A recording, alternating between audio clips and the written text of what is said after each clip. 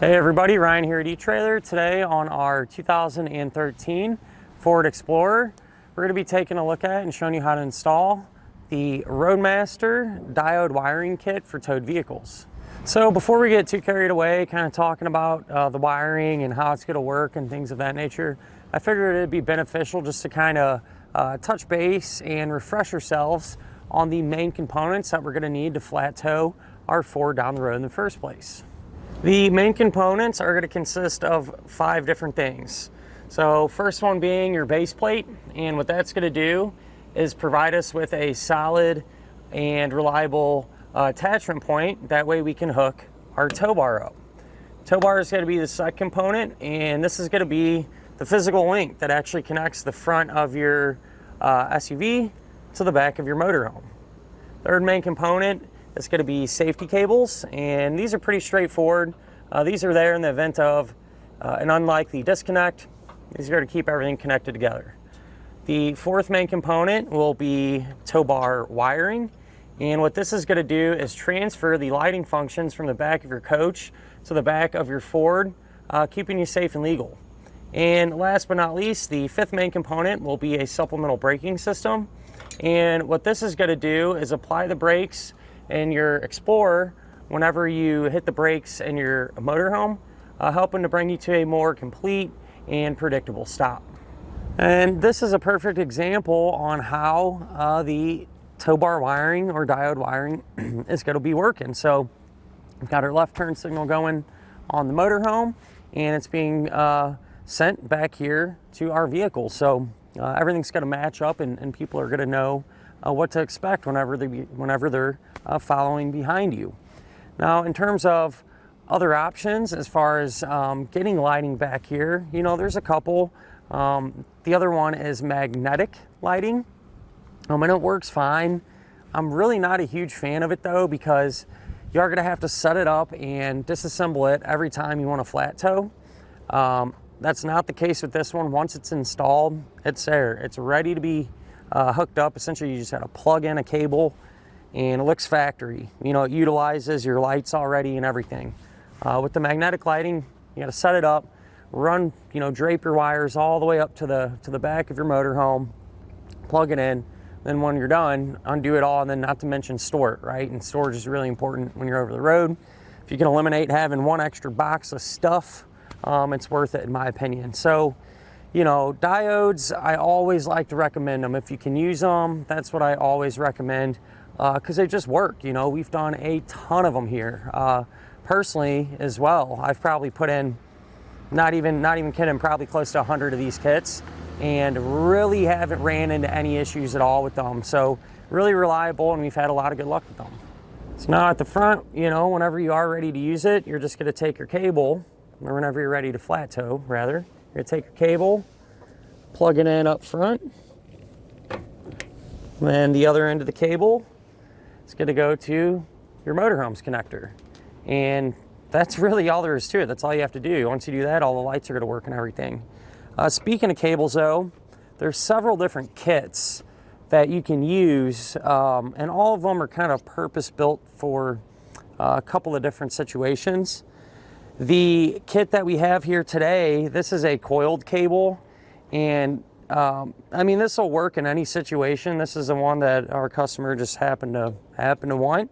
But generally speaking, if you look at our tow bar here, there's channels, right, in the sides of it, and those are there for your electrical cable and your safety cables to run through. So if you have the opportunity to get a kit that has straight cables, as long as your tow bar has channels, that's what I'd recommend. And there's a couple different options. So one of them is just a straight cable, 6-way round, 7-way round on the motorhome side. You'd run this through and utilize those channels. And then there's a hybrid kit, same thing, 7 to 6, but straight. And then the piece on the motorhome side has some coiled action going on there. And you would use this one, or I like to recommend this one if you have a really long tow bar, or let's say if you have a high-low adapter in between your tow bar and your motorhome's hitch, and you have a really good distance in between your towed vehicle and your motorhome. This one's got a little bit of extra length, so yeah, that's where this one would really come into play. Like I said, the coiled type one, you can use with anything, but I always recommend these if your tow bar does not have the channels in it. Because obviously if your tow bar don't have the channels, then you can't run anything through it, right? And being coiled, it's gonna help keep it up off the ground when you're going straight, and then obviously stretch out when you take those wide turns. So this one's a 7 to 6 as well. There's also a kit that has a coiled cable. This one's a 7 to 4 way around though. Really aren't too popular, but you know, it's available if that's what you're trying to go with, or if your existing setup, you already have some parts or whatever. And then there's this one. This one probably is the least popular, at least from what I've seen. It's just a 4-way flat connector to a 4-way flat. If your motorhome does not have a 7-way, so maybe if you have an older motorhome or something, this is always an option for you as well. And then you have the kits that I like to just call them kind of the bare bones kits. You get a bundle of wiring and your diodes and a couple connectors, a couple small things. You do not get the plug or a cable. All right, and you want to use that kit as if you had like a Premier tow bar. For example, the one that kind of comes to my mind is the Nighthawk. A lot of those really high-end tow bars are going to come with a cable and a connector plug.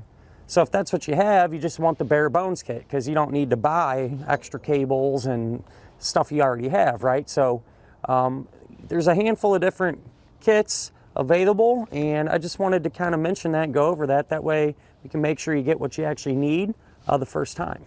So when it comes to wiring, you know, really not a whole lot to it. You want something that's going to work, be easy to use, and know what you actually need to get, what's going to work with your particular setup. So hopefully this video kind of cleared things up a little bit for you, give you some perspective, and helps you figure out what's going to be the right setup for you. Now, as far as getting this installed, it's not that it's really confusing by any means. It's time consuming though. Just having to run the wires from the front all the way to the back and do all that just takes up some time. So be prepared to spend a little while on it to get it all set up. But as long as you stay focused, really shouldn't give you too many issues. But speaking of that, if you want to see how that's done, feel free to hang around. We'll go ahead and wire everything up together now. To begin our installation, we're going to be here at the front of our vehicle, and obviously we have the fascia and everything removed, and that's because we're doing this at the same time that we did our base plate. Gives us a lot more room to work. And first thing you want to do is take your wiring and just run the end of it over here to where your mounting bracket's going to be. So here's how I fashioned our bracket. This is called the no drill short bracket, just kind of clamps around our base plate. So we have a few different things going on here. This is going to be the wiring for our diodes, and while we're in here, we're also going to do the wiring for our charge line and the wire for our braking system. That's what this is here. Just kind of trying to think ahead, and only have to get in here one time. With that said, I'm going to take our dust cover, slide that over the wire,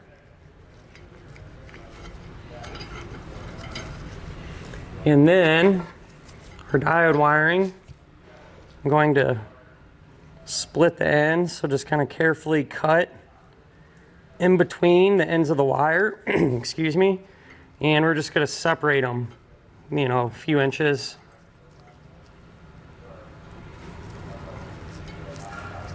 Like so. And what I like to do is just kind of cut the ends off, give us a fresh start here, and then we're going to strip back the ends of the insulation. About that far should do the trick. So once you have these stripped back, you can give them a good twist. That'll help ensure that we get a little bit better connection, not just having loose single wires in the back of our plug. And then we can actually grab the connector plug. So for our diode wiring, we're going to be using 4.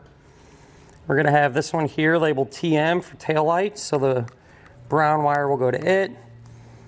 You just want to back that set screw out enough to get the wire in, but try not to pull it all the way out. Let's see here, this one labeled GD for ground, so the white wire will go to it.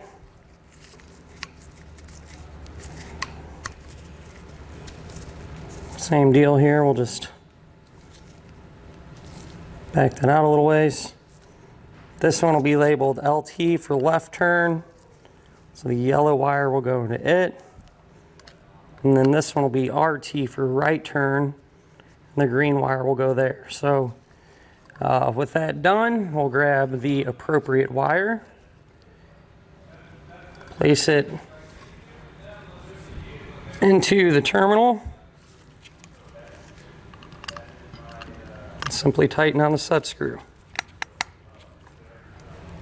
Then do the same thing for our remaining wires.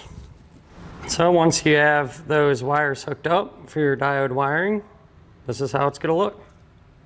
So once all your wires are hooked up, you can take your dust cover, put that in place, and then at the very end, once everything works, if you want to put some grease or sealant or anything in there, you can.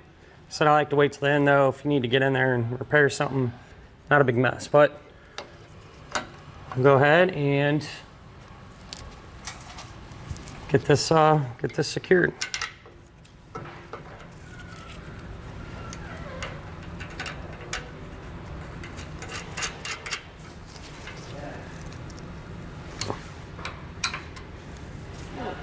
Now we need to route our wiring up into the engine compartment, so it comes right out there. Our connector plug along the back side of our base plate. Just use a zip tie there to keep it tight. Right through here, there's a little air dam deal there. I just drilled a small hole in it, kind of just to clean it up.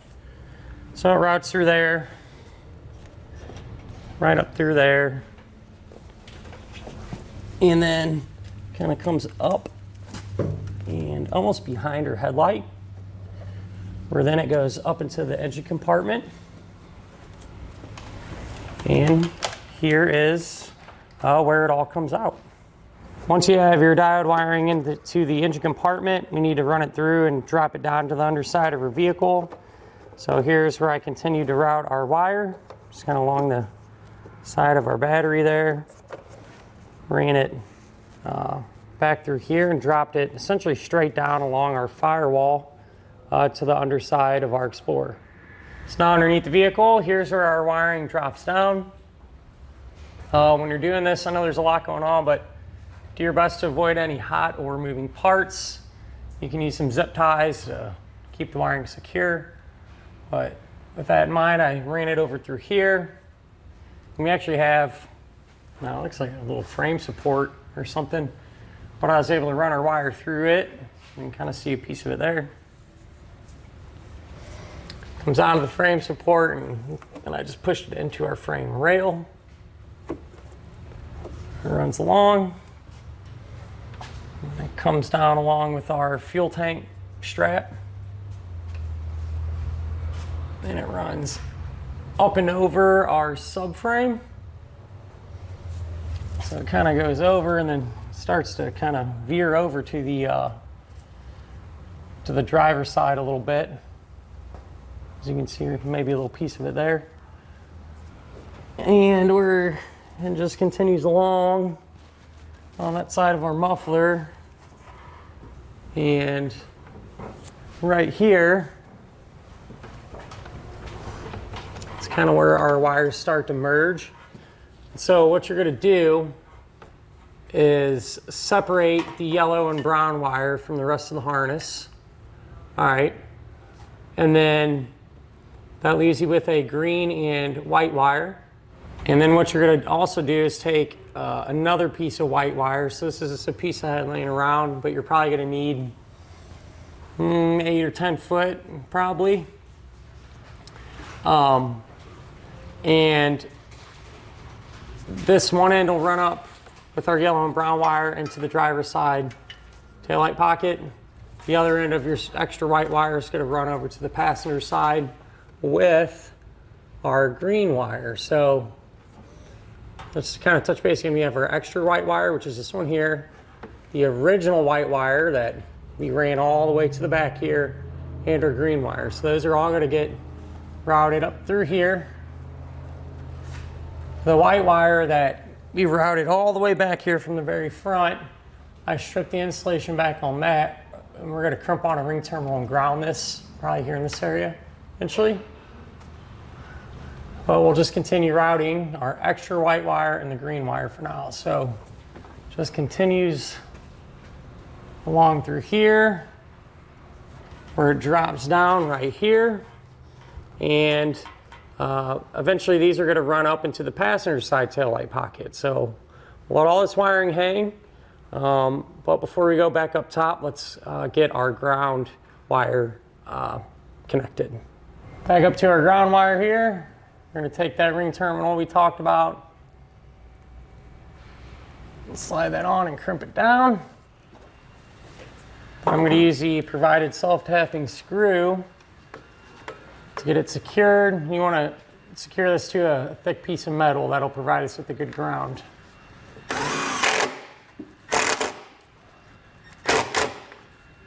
All right, so up top, now we can get our taillights removed. To, you know, get them unhooked and get our wiring up here and hooked up and everything else. So we have these two covers. You can pop these off, just take a flathead screwdriver or something and just kind of pry them off there. That'll expose an 8mm head bolt. We'll pull those out. You can grab the taillight, work it back and slide it off. Be careful with these because sometimes this part can get hung up, and if you start, you know, ramming it back and forth, a lot of times you can break this thin plastic, super thin. So be careful. If you have to, if it's stuck, you use the palm of your hand and kind of, you know, hit it like that, some forward pressure while you're pulling. And what helps sometimes too, if you just spray soapy water in behind here, kind of get it lubricated a little bit. But once you get it out, we'll go ahead and disconnect it. So in our case, we have these quarter turn bulbs. So you just rotate them a quarter turn. They'll pop out. One plug, you push down on that tab, pull it out. You can set our light off to the side and repeat the same process to get the other one removed. So now we need to get our wiring up inside of the taillight pocket. So what you can do, I just have a thick piece of wire here. You can use like a piece of tubing or a coat hanger even. Push it through this opening in the taillight pocket and you can reach up and kind of grab it and pull it down from the bottom. And you can tape your wires to it and then just feed them up.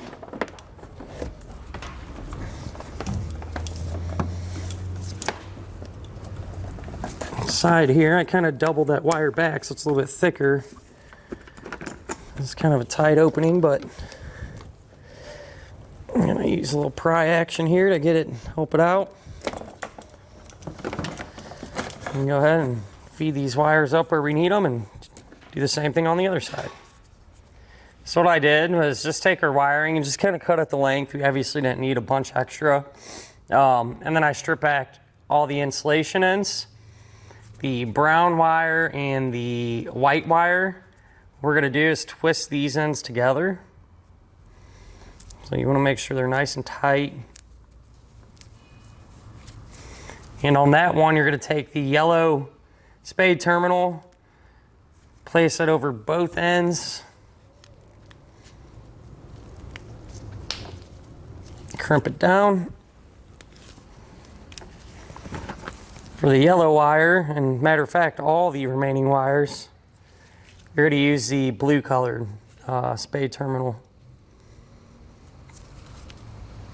I'll put that on that end. And then we can start to look at our factory wires here. So there was some tape on them. I took it off to make it easier to work with. And what we were looking for was the stoplight or brake light signal, as well as the running light signal or tail light signal. And that happens to be this brown colored wire and this yellow colored wire.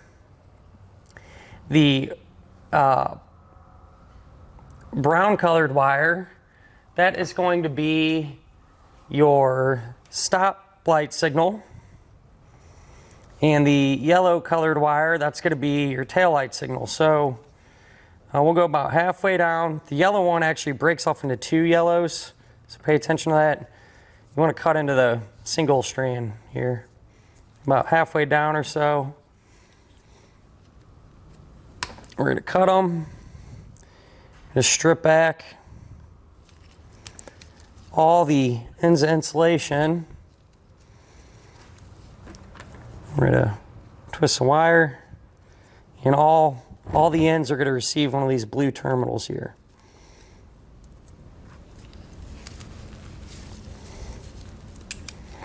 We'll kind of just go through these one by one until we get them all done. So once we have all the ends crimped on, we can take our diodes and we're going to go color for color. So the end closest to the plug, you're going to take the side that says out with a single diode. Plug that in. Same deal for our yellow wire. And then the side that says in, so there's going to be two, take the corresponding colors. So obviously yellow to yellow and brown to brown. And with yellow being our taillight signal, don't mix this up here, it's easy to do that since we have a yellow wire, but with the factory yellow being the taillight signal, you want to take the terminal that has the white and brown wire in it, plug that in, and the yellow wire will go to the factory brown wire. So that's how those are going to look, and once you have them hooked up, then we can grab our taillight and get it all plugged back in. Once you got your taillight in your hand, you want to secure these. So I think what we're going to do is peel that backing paper off each diode. Just stick them together.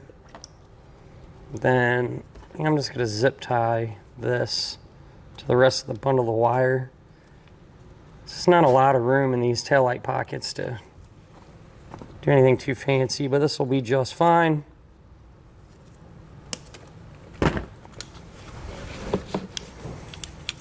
Now we're able to get everything plugged back in.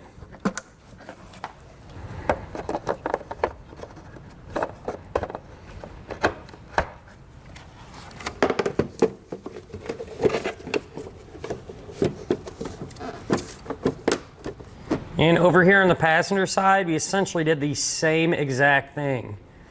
Even the factory wire colors are the same and share the same function. So really the only difference is the new wires that we ran. Since the brown wire was for our stoplights, that means our new green wire goes to that diode.